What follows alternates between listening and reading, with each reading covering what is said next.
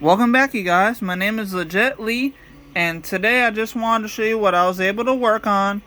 This right here is the 12-volt power supply that I like to use, and I was able to use they have a little potentiometer right here, that little white, it looks like a flathead screw. I used a flathead screwdriver to bring it up to 14 volts. So I got this multimeter right here. I'm going to turn it on. And now I'm going to turn on my power supply. It has a switch right here that I put on it. So now it's on. You see that green light is on.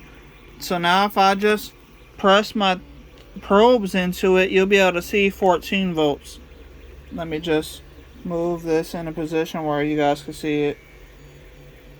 Okay, there. Oh wait, right here. Alright, so now you see right here it says 14.5 volts, which is pretty good. If it was 14.8, that would probably be better. But this right here will do just fine for what I'm doing with it. So I just want to let you guys know, let me just shut this off really quick. I just want to let you know that I am still trying to build my own 3D printer while I'm doing this. This is basically a side project. I have a mountain board. This is my mountain board that I had. This Outrunner stepper motor was able to move me around. And that ESC, I have two ESCs.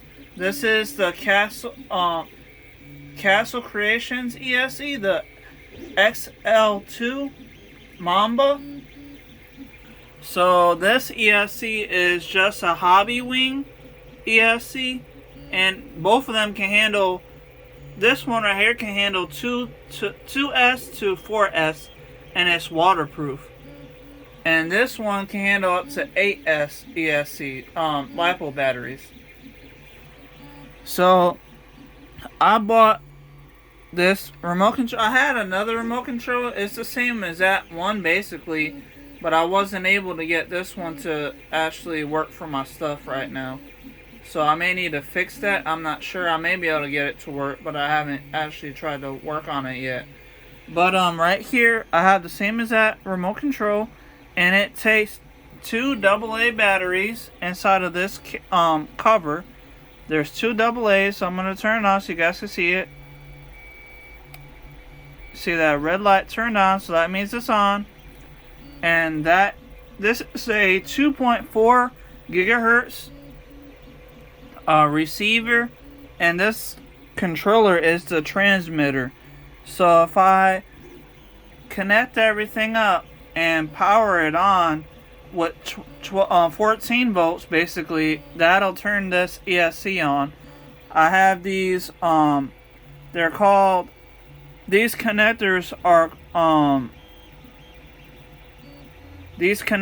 actually called, they actually have a name for it. I just can't remember the name at the very second, but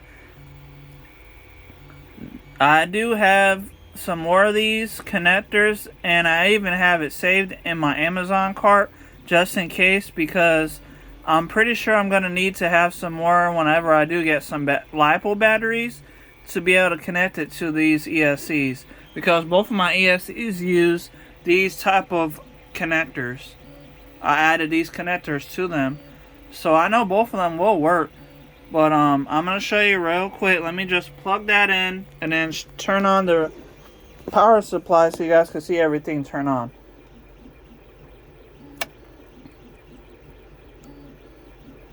Okay, that should do it.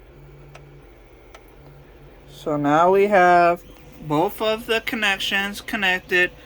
The red wire is my positive and the white wire is my negative, which go over to the positive and negative voltage. So that white wire, that white line is the negative, and that red connector is the positive.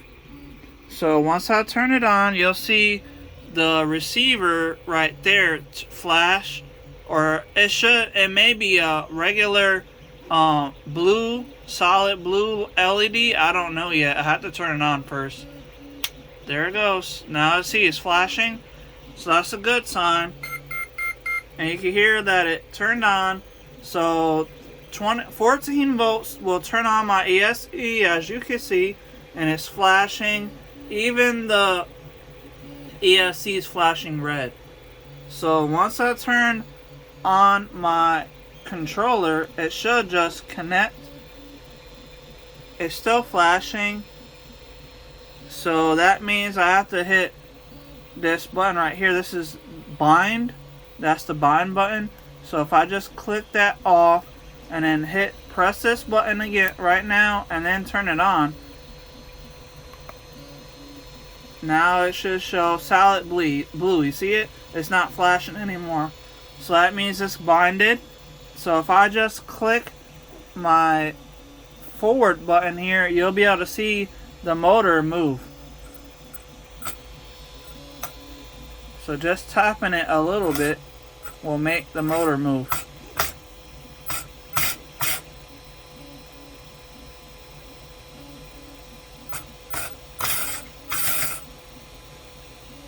And it's not going in reverse. And I'm not sure exactly why yet. But I do know that I have to adjust these potentiometer screws on the top, these white ones. They adjust for speed and probably the motion or something. I'm not exactly sure. But I bought that off of Amazon, and it did come with a little manual basically. So those connectors right here are to be able to adjust speed, the speed, and then this one over here is steering radio fine adjustment knob.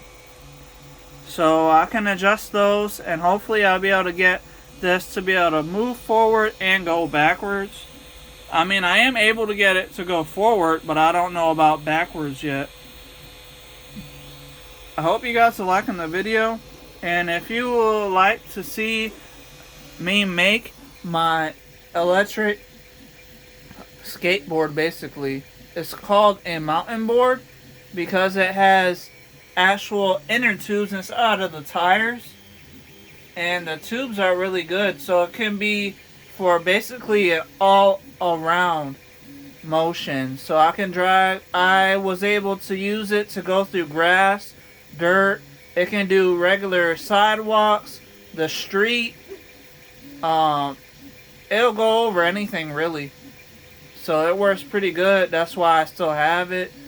And right now that I have 2 ESCs, now all I need to do really is get me some kind of case to put in the batteries and to get me some batteries.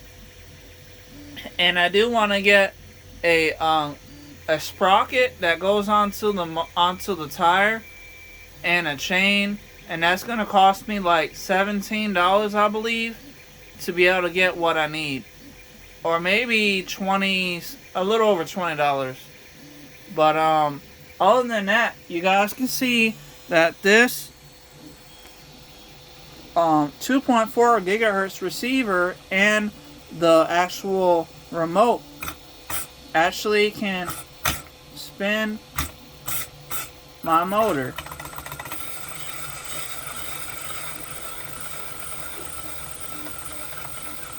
I'm doing it lightly. I don't have it pressed all the way down because I didn't want to worry about it not being able to move. But at least it's working.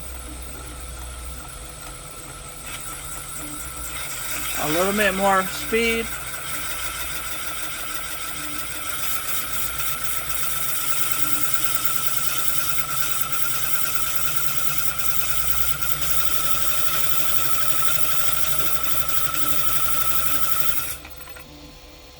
There. So yeah, I hope you guys liked the video.